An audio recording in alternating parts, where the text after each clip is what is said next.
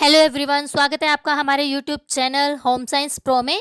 तो स्टूडेंट्स, आज हम क्लास 12th के चैप्टर वस्त्र एवं परिधान के लिए डिज़ाइन के बारे में बात करेंगे। आज मैं इसका पार्ट 2 लेकर आई हूँ। पार्ट 1 आपको मेरी वीडियोस में मिल जाएगा। तो सबसे पहले बात करेंगे डिज़ाइन के तत्व, एलिमेंट्स कौन कौन से होते हैं डिज़ाइन के, किन किन चीज़ों से जो है हम इन किन किन चीज़ों को हम मद्देनज़र रखते हैं। सबसे पहले रंग, कपड़े का रंग कैसा है, रेखा कैसी है, बनावट कैसी है, या फिर आकृति या फिर आकार कैसा है। हम इन सभी चीज़ों को कपड़ा खरीदने से पहले, सिलेक्ट करने से पहले अपने जहन में रखते हैं, अपने दिमाग में रखते हैं कि कपड़े का रंग कैसा लेना है, उस पर जो प्रिंटिंग है, चाहे वो आकृतियाँ हो, चाहे वो लाइन्स है, वो किस तरह की है, कपड़े का टेक्सचर कैसा है, सॉफ्ट है, सिंथेटिक है, कैसा है। तो वस्त्र में रंग का चुनाव करने के लिए हमें बहुत सी बातों को ध्यान में रखना पड़ता है, या डिपेंड होना पड़ता है, जिसमें व्यक्ति की पसंद आ जाती है कि व्यक्ति किस तरह की पसंद रखता है। दूसरा, मौसम आ जाता है कि मौसम कौन सा है, कौन से मौसम के लिए कौन सा कपड़ा सही रहेगा, ये चीज़ भी आ जाती है। ठीक है। और फिर थर्ड आ जाता है आपका समारोह और अवसर। आप समारोह और अवसर कौन से, कि कौन सी पार्टी है, कौन सा ओकेजन है, बर्थडे पार्टी है या वैसे फंक्शनल है, फेयरवेल है स्कूल में, या फिर आपके घर की शादी का समारोह है, तो अवसर कैसा है उसके अकॉर्डिंग भी हम कपड़े लेते हैं कि डे में डालना है, डे पार्टी है, नाइट पार्टी है। ठीक है।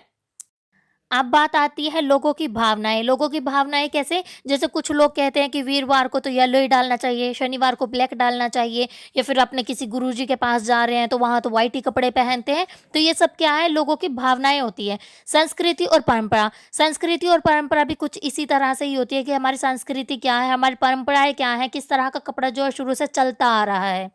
आगे आ जाती है जलवायु। जलवायु की मौसम कैसा है, अब हवा, गर्मी है, सर्दी है, बारिश है, किस तरह की जलवायु है। तो इसमें क्या हो जाता है, इसमें कुछ मैंने ड्रेसेस दिखाई हैं कि किसी भी वस्त्र में रंग बहुत ही ज़रूरी होता है। रंगों का जो उचित प्रयोग होता है वो आत्मविश्वास को भी बढ़ाता है। जैसे कि कुछ लोगों को पता है कि हमारे ऊपर ये वाले कलर बड़े शूट होते हैं, तो वो जब भी उस कलर को डालते हैं तो उनका कॉन्फिडेंस लेवल जो है इंक्रीज़ हो जाता है। तो ये रंग जो होते हैं ये हमारे कॉन्फिडेंस को भी बढ़ाते हैं, जिसको डालने के बाद क्या है, हम बड़ा अच्छा फ़ील करते हैं, प्राउड फीलिंग आती है, ग्लोइंग हमें महसूस होती है। तो रंगों का जो है एक उचित प्रयोग हमारे आत्मविश्वास की भावनाओं को भी बढ़ाता है, और आत्मविश्वास भी अपने पसंद के कलर डालने पर आते हैं। परिधान का रंग उचित ना हो तो मजाक भी बन जाता है, क्योंकि कुछ लोग इतने तीखे कलर्स के, जैसे बहुत ही ज़्यादा डार्क येलो कलर, या बिल्कुल ही जो ब्लू कलर होता है, जैसे वो चादरें वगैरह चढ़ाई जाती है वो वाला ब्लू कलर हो गया, या फिर एक बिजली कलर होता है, वो बिजली सा कलर जिसको स्केचेस भी आते हैं जिसके, अगर वो वाला कलर होगा, बिल्कुल डार्क ऑरेंज कलर हो गया, एक अलग ही शेड सा। तो ऐसे ऐसे परिधान किसी पर नहीं जचते, ऐसे ऐसे कलर्स के कपड़े नहीं जचते, तो लोग उनका मजाक भी बना देते हैं। अब हम बात करते हैं रंगों के चक्र की। रंगों के 3 रूप होते हैं। नंबर 1 ह्यू, नंबर 2 मान, और नंबर 3 तीव्रता या फिर क्रोम। मान है वो क्या है, वैल्यू है। वैल्यू में भी आगे 2 पार्ट आ जाते हैं, जिसका एक है रंगत और दूसरा है आभा। ये सभी क्या है, रंग के चक्र के अनुसार ही इनको डिवाइड किया जाता है। अब ह्यू क्या होता है, रंग का एक सामान्य नाम होता है। कोई भी रंग हो उसको हम ह्यू बोल सकते हैं, किसी भी कलर को, लाल, नीला, हरा, पीला, कोई भी रंग हो तो वो ह्यू कहलाता है। आगे आ जाता है मान। यह रंग का हल्कापन या गहरापन बताता है कि रंग जो है लाइट है या फिर डार्क है। जैसे ग्रे कलर हो गया, वाइट कलर हो गया, या फिर ग्रे में भी काफ़ी शेड्स आती हैं, वो आ गया लाइट कलर्स में, हल्केपन में। अब गहरापन, गहरापन में आ जाता है dark, dark blue, dark green, dark red, ये सभी। किसी रंग में सफ़ेद रंग मिलाकर उसे हल्का किया जाता है। कोई भी डार्क कलर है, जैसे ग्रीन कलर है, अगर हम उसमें व्हाइट मिक्स कर देते हैं तो पैरेट कलर निकल करके आते हैं। अगर और उसमें मिक्स कर देते हैं तो वो बिल्कुल ही हल्का ग्रीन कलर हो जाता है। इसे हम आभा कहते हैं। और रंग में अगर हम काला रंग मिला देते हैं तो उससे रंग गाढ़ा हो जाता है। कि अगर ग्रीन नॉर्मल जैसा हमारे लीव्स होती हैं, अगर ऐसा ग्रीन है और उसमें आप अगर ब्लैक को मिक्स कर देते हो तो बिल्कुल ही मूंग या डार्क ग्रीन कलर जो है वो बन जाता है। इसी तरीके से गुलाबी रंग है, अगर गुलाबी में आप ब्लैक मिक्स कर देते हो तो मेहरून बन जाता है, और मेहरून में अगर व्हाइट मिक्स कर देते हो तो आपका गुलाबी बन जाता है। मुसेल रंग के चक्कर के अनुसार रंगों के 3 प्रकार, जो कि डिपेंड करता है प्राथमिक, द्वितीय और तृतीय कलर्स पर। अब प्राइमरी कलर्स कौन से होते हैं, फर्स्टली प्राइमरी कलर्स में आ जाते हैं जो मूल रंग होते हैं, जैसे कि लाल, नीला या फिर पीला। अब सेकेंडरी कौन से होंगे? जो इनके मिलकर के जो इनसे बनेंगे। अब ये तो प्राइमरी हो गए तीनों, लाल, पीला और नीला। सेकेंडरी कलर्स कौन कौन से होंगे? जैसे ब्लू और येलो को मिक्स कर दिया, रेड या येलो को कर दिया, रेड ब्लू को मिक्स कर दिया, तो इन दोनों से मिलकर के जो बनेगा वो आपका द्वितीय कलर होगा। जैसे नीला प्लस पीला क्या बनेगा? हरा। या फिर नीले में लाल को मिक्स करेंगे तो बैंगनी बनेगा, और लाल में अगर पीले को मिक्स करेंगे तो नारंगी बनेगा। तो ये प्राथमिक कलर से ही आपके द्वितीय कलर्स मिलते हैं। और द्वितीय कलर जो आपके सेकेंडरी कलर्स होते हैं और जो आपके प्राइमरी कलर्स होते हैं, उन दोनों को मिक्स करने से आपके टर्शरी कलर्स बनते हैं। टर्शरी कलर्स कैसे? जैसे कि लाल नारंगी को अगर आप मिक्स करते हो, लाल क्या है? प्राइमरी है, नारंगी क्या है? सेकेंडरी है। अगर दोनों को मिक्स करते हो तो क्या बनता है? लाल नारंगी कलर। इसी तरह से लाल में अगर बैंगनी करते हो, लाल भी प्राइमरी है। यहाँ पर जो आपकी फर्स्ट लाइन आपको शो हो रही है, लाल, पीला और नीला, ये प्राइमरी है। नारंगी, बैंगनी, हरा, नारंगी, हरा और बैंगनी, ये जो इस सीरीज में है ये सब आपके सेकेंडरी है। और इनसे मिलकर बनने वाले आपके इस साइड में शो किए हुए हैं, जैसे लाल बैंगनी, पीला हरा, पीला नारंगी, नीला हरा या नीला बैंगनी, ये सब आपके टर्शरी कलर्स में आ जाता है। अब आता है धूरस रंग के अवर्णक की शेड्स आ जाती हैं ब्लैक के बाद, जो कि लाइट होती चली जाती हैं। ये लाइट से आप डार्क की साइड भी देख सकते हो इसको। सफ़ेद, काला, धूरस, रजत या फिर धात्विक, ये ग्रे की शेड्स होती हैं, जो कि ग्रे पैमाना किसी भी रंग के मूल्य का मान जो है उसको लगाया जा सकता है। जैसे 1 पर, 0 पर क्या है? बिल्कुल डार्क ब्लैक, 1 पर थोड़ा कम, सेकंड पर उससे कम, थर्ड पर देखोगे तो ये हल्का हो गया, फोर्थ पर उससे भी हल्का, और अगर 10 पर देखो तो बिल्कुल हल्का ग्रेश, ना तो वाइट है, ना ही ब्लैक है और ना ही ग्रे है, एक हल्का कलर हमें मिल जाता है। रंग को पहचानना, रंग को पहचानने के कई तरीके होते हैं। हम कुछ का आभास भी करते हैं, कुछ को हम अपनी नेचुरल चीज़ों से भी जोड़ देते हैं। जैसे लाल रंग कई प्रकार के हो सकते हैं। ईंट वाला रंग लाल वाला, जैसे रक्त का हो गया, टमाटर का हो गया, या रूबी सा लाल, गाजर सा लाल। तो ये सब क्या है? हम थोड़े से मटेरियल्स का यूज़ करते हैं अपने रंग को बताने के लिए। रंग प्राकृतिक स्रोत के हिसाब से भी हम बता देते हैं, जैसे फलों के हिसाब से एप्पल रेड हो गया, ठीक है। इस तरह से पेड़ हो गए, कोई भी खाने की चीज़ होगी, पशु पक्षी पत्थर, उनके साथ जोड़ करके भी हम अपने रंगों को बता देते हैं कि हम किस कलर की बात कर रहे हैं। आगे आ जाती है Pantone shade cards. Pantone shades cards क्या होते हैं? ये भी तीव्रता को शो करते हैं किसी भी कार्ड की। ये सभी पेंटोन है। अगर आप घर में पेंट करवाते हो तो उसके भी पेंटोन आते हैं, अगर आप डाई करवाते हो उसके भी पेंटोन आते हैं। इसी तरीके से अगर आप लिपस्टिक खरीदना चाहते हो तो वहाँ भी आपको पेंटोन रंग चार्ट जो है मिल जाते हैं, जिसमें लाइट से लाइट्स और डार्क से डार्क शेड्स जो हैं आपको मिलती हैं, जिसमें प्राइमरी, टर्शरी, सेकेंडरी हमारे तीनों कलर आ जाते हैं। अब बात करेंगे वस्त्रों में रंग की विविधता के स्तर पर किए जा सकते हैं, कि कौन कौन से स्तर, कौन कौन से लेवल्स पर हम इनका विभाजन कर सकते हैं। जैसे रेशों के निर्माण के दौरान, रेशा क्या है? धागा बनने से पहले की प्रक्रिया है, तो उस समय भी हम उसमें रंगाई कर सकते हैं। उसके बाद धागे के निर्माण के दौरान, कि रेशा लिया, इकट्ठा किया, ट्विस्ट किया और फिर उससे थ्रेड बनाया, और थ्रेड बनने के बाद हम उसमें कलर कर सकते हैं। उसके बाद तीसरा स्टेप आ जाता है वस्त्रों के निर्माण के दौरान, कि अब रेशा था, रेशे से थ्रेड है, और थ्रेड से अब हम क्या करेंगे? वीविंग के थ्रू कपड़ा बनाएंगे, तो उस दौरान भी हम उसमें रंगाई कर सकते हैं। इसके बाद आ जाते हैं कि योजनाएं, प्लानिंग कौन कौन सी होती हैं। विभिन्न रंगों को एक सुनियोजित ढंग से प्रयोग करना रंग योजना कहलाता है। जैसे कि इसके 2 प्रकार होते हैं, एक होता है संबंधित और दूसरा होता है विषम। अब संबंधित में भी आपको यहाँ पर 4 जो पार्ट है मैंने दिखाए हैं, एक है वर्णी सुमेल, दूसरा अवर्णी सुमेल और तीसरा विशिष्टतापूर्ण उदासीनीय कलर्स या अनुरूप सुमेल। ये सभी आ जाते हैं आपके संबंधित कलर्स के योजनाओं में। और विषम में कौन से आ जाते हैं? जैसे पूरक सुमेल, या फिर ये यहाँ पर एक चार्ट देख सकते हो, रंग का एक चक्र है जिसमें आपको बताया गया है कि प्राथमिक कौन सा है, तृतीय कौन सा है और द्वितीय कौन सा है। जो प्राथमिक और द्वितीय है उन दोनों से मिलकर के यहाँ पर तृतीय बना है। तो ये सारा क्या है? हमारा रंग चक्र है, जिससे आप रंगों के जो कलर्स हैं, आभाएं हैं, शेड्स हैं, ह्यू है, उनको आप जान सकते हैं। जो रंग योजनाएं रंग चक्र के नजदीक वाले रंगों का प्रयोग करके बनती हैं। नजदीक वाला रंग कौन सा है? जैसे येलो को और ग्रीन को दिखाया था, तो ग्रीन उसका नजदीक था, तो उसके बीच उनको बनाने पर क्या हुआ? हमें एक थोड़ा मिक्स शेड मिलती है। एक वर्णीय सुमेल कौन सा होता है? एक रंग पर जो आधारित होता है, जो एक ही रंग के मान की और तीव्रता को प्रयोग करके बनता है, जैसे लाल, गुलाबी या फिर मेहरून, ये एक वर्णीय हो जाते हैं। और अवर्णीय कौन से होते हैं? जैसे सफेद या काला। इनको मिक्स करके हम डार्क लाइट या फिर शेड या शेड्स दे सकते हैं। ये खुद भी एक कलर नहीं है। विशिष्टतापूर्ण उदासीन कलर जिससे जैसे कि आपका लाल, काला, पीला, ये सभी सफेद कलर, ये सभी क्या है एक अन्य रंगों के प्रयोग से बनते हैं।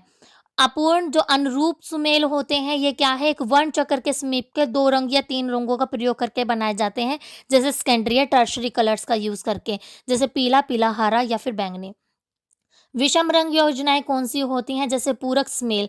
पूरक स्मेल में क्या होता है 2 रंगों का उपयोग किया जाता है और एक दूसरे के ठीक आमने सामने वाले कलर्स जो हैं लिए जाते हैं, जैसे कि लाल हरा या फिर नीला नारंगी। अगर आप ये रंग चक्र में देखो तो ये एक दूसरे के सामने पाए जाते हैं। दोहरा पूरक स्मेल कौन सा होता है, जो कि 2 पूरक रंगों से मिलता है, जैसे लाल, हरा, बैंगनी, पीला। इसमें 2 रंगों जो पड़ोसी होते हैं एक दूसरे के आसपास वाले, उनका यूज किया जाता है। विभाजित पूरक सुमेल कौन सा होता है, जिसमें एक रंग पूरक का और दूसरा रंग दोहरे बाएं साइड से लिया जाता है उनका प्रयोग करके, जैसे लाल, नीला, हरा, पीला या फिर हरा। ये रंग क्या है विभाजित पूरक सुमेल है। आगे है अनुरूप सुमेल, जिसमें योजनाओं का संयोजन मतलब कि कोऑर्डिनेशन बिठाया जाता है, जिसमें पड़ोसी रंगों के समूह में प्रधानता के लिए पूरक रंग का चयन किया जाता है, जैसे लाल, लाल बैंगनी या बैंगनी पीला या फिर पीला हरा। आगे त्रणात्मक सुमेल कौन सा होता है, जो 3 रंगों के संयोजन कोऑर्डिनेशन से बनाया जाता है, जो कि रंग चक्र में मैंने बताया भी है आपको। अब बात करेंगे बनावट की। बनावट एक टेक्सचर की बात करेंगे कि अलग अलग तरह के टेक्सचर होते हैं हर कपड़े के, कॉटन का, वुलन का, लिलन का, सिल्क का या फिर जॉर्जेट का। ये जितने भी कपड़े हैं इन सब का जो है टेक्सचर अलग अलग होता है। बनावट दिखाने या छूने की एक संवेदी अनुभूति होती है। जब भी हमें किसी चीज़ का टेक्सचर पता करना होता है तो हम उसे अपने हाथों के स्पर्श से पता करते हैं, उसकी क्वालिटी क्या है अपने हाथों में लेकर के उस कपड़े का हम पता कर लेते हैं कि ये कपड़ा कौन से टाइप का है, हल्की क्वालिटी है या फिर अच्छी क्वालिटी है। बनावट के कुछ तरीके हैं जिनसे समझाया जा सकता है कि बनावट होती क्या है, वह कैसे दिखाई देती है, उसकी प्रकृति कैसी होती है, ये छूने पर हमें कैसा महसूस होता है। तो कैसे दिखाई देती है, चमकीली, मंद, अपारदर्शक, पारदर्शक, पारभासी, घना या चिकना। चमकीली कैसे ऊपरी सतह को या फिर डलनेस है उसके अंदर। अपारदर्शक कैसे ट्रांसपेरेंट है, बिल्कुल आर पार उसके दिखाई दे रहा है, या फिर हम थोड़ा सा उसका आभास लगा देते हैं, या फिर उसकी जो वीविंग हुई है वो बड़ी घनी हुई है। तो इस तरह से हम उनकी जो है उसको देख करके भी पता लगा सकते हैं। अब प्राकृतिक कैसी है, कपड़ा ढीला है, लटका हुआ है, कड़ा है, बाहर की तरफ है, या चिकने वाली सतह कैसी है, लहरा हुआ कैसा है, ये सब हमें देखने से ही पता चल जाता है। वस्त्र की बनावट का निर्धारण करने के लिए कौन कौन से फैक्टर्स जो हैं इफेक्ट करते हैं जब हम वीविंग करते हैं उस टाइम। तो रेशा होता है। अब रेशे की प्राकृतिक या मानव मानवीय निर्मित है कि वो नेचुरल है या ह्यूमन मेड रेशा है, वो देखा जाता है। उसकी लंबाई कैसी है, उसकी उत्कृष्टता या फिर उसकी पृष्ठीय गुण, उसकी जो क्वालिटी है वो किस तरह की है, ये रेशे पर डिपेंड करता है। आगे धागे का संसाधन और धागे का प्रकार किस प्रकार का है, संसाधन की विधि क्या है कि आप किस विधि से थ्रेड बना रहे हो, या फिर समय समय वेश घुमाव आप किस तरह से जो वीविंग कर रहे हो उसका घुमाव क्या है, या धागे का प्रकार क्या है, इस पर भी बनावट जो है निर्भर होती है। आगे आ जाती है वस्त्र निर्माण तकनीक कि वस्त्र को बनाते समय आप कौन कौन सी तकनीकों का यूज कर रहे हो। वस्त्र सज्जा कि कड़ा करना है, मांड लगानी है, आकार मापना है, गोंद लगाना है, इस्त्री करना है, क्लैंटरिंग करनी है, नैपिंग करनी है, या कुछ और टेक्निक अपनानी है। पृष्ठ सजावट सजाना, मखमली मुद्रण, कसीदाकारी, सिलाई, डिजाइन, ये सब इन पर प्रभाव डालते हैं जो कि कपड़े का टेक्सचर होता है। आगे बात करते हैं रेखाओं की। इसमें भी 2 बिंदु जुड़े हुए होते हैं। रेखा के प्रकार 2 तरह के होते हैं। नंबर 1 जो कि सरल रेखा होती है, सीधी रेखा, और नंबर 2 जो कि वक्र रेखा होती है। तो ये 2 तरह के बिंदुओं के साथ जो है इनकी रेखाओं को जोड़ा जाता है, सरल और वक्र रेखा। अब सरल रेखा में भी 3 पार्ट हैं, एक ऊर्ध्वाधर, लंबवत और आगे आ जाती है क्षैतिज रेखाएं और तिरछी रेखाएं। सरल रेखा एक दृढ़ अखंडित रेखा होती है जो कि दिशा के अनुसार विभिन्न प्रभावों का सर्जन करती है, जो मनोवृत्ति का प्रदर्शन भी करती है। ये जो सीधी वाली रेखाएं होती है, लंबवत रेखाएं, ये बिल्कुल सीधी होती है। इसमें क्या होता है ऊपर से नीचे की गति पर बल दिया जाता है और लंबाई का आभास भी ये देती हैं। जैसे यहाँ पर देखो लंबवत रेखाएं, अब इसमें स्ट्रेट लाइन है बिल्कुल नीचे की साइड, इसमें क्या होता है व्यक्ति की लंबाई शो होती है, और क्षैतिज रेखाओं में ये विड्थ की तरफ जाता है, जिससे जो लड़की या फिर कोई भी अगर इस तरह की लाइन पहनता है तो उसकी मोटाई शो होती है, वो अपने वर्तमान फिटिंग से थोड़ा सा ज़्यादा दिखाई देता है। और तिरछी रेखाओं में दोनों रेखाओं का आभास होता है।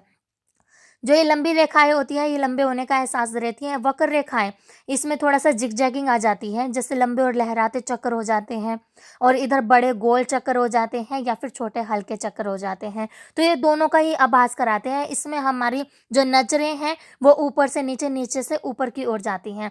आकृतियां और आकार, किसी भी डिजाइन की आकृति या आकार विभिन्न प्रकार की रेखाओं को जोड़कर ही बनाया जाता है।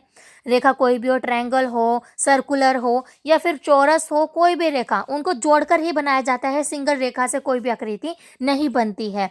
ये द्विमितीय रेखाएं होती हैं। आकृतियों के चार जो है मूलभूत समूह भी होते हैं, जो कि प्राकृतिक आकृतियां, जैसे पत्ते हो गए, फूल हो गए, ठीक है, ये सभी क्या है, प्राकृतिक है। और फैशनेबल आकृतियां कौन सी होती हैं, जैसे हम थोड़ा सा डिजाइन्स ले लेते हैं, मेहंदी टाइप के डिजाइन्स होते हैं, उसमें फूल्स के ऊपर थोड़ा सा और आकृतियां बना देते हैं, तो वो वाली हो जाती हैं फैशनेबल रेखाएं। ज्योतिमीय रेखा कौन सी हो जाती है, जो हमारे गणितीय रूप में होती है, ट्रायंगल्स बना दिए या अलग अलग वो ज्योतिमीय मतलब कि ज्योमेट्रिकल शेप्स होती हैं। अमूर्त रेखाएं, जिनका कोई शेप ही नहीं होता, इधर उधर ऊपर नीचे जा ही रही हैं, बीच वाली अमूर्त रेखाएं हैं। ठीक है, तो ये कॉन्सेप्ट आपको क्लियर होगा यहाँ पर कि प्राकृतिक कौन सी होती है, अमूर्त कौन सी होती है, फैशनेबल कौन सी आकृतियां होती हैं। एक या एक से अधिक प्रकार की आकृतियों के समूह को ही हम क्या बोलते हैं, शैली में समन्वित करने पर जो प्रतिरूप प्राप्त होते हैं उसे हम पैटर्न कहते हैं। एक या एक से अधिक आकृतियों का जो एक ग्रुप होता है उसको हम पैटर्न कहते हैं। आशा है कि आज का टॉपिक आपके लिए बड़ा हेल्पफुल होगा। इसके जो और टॉपिक्स रहते हैं वो मैं अपनी नेक्स्ट वीडियो में पार्ट 3 में डालूंगी। प्लीज़ मेरे चैनल को लाइक, सब्सक्राइब एंड शेयर ज़रूर कीजिए। Thank you for watching the video.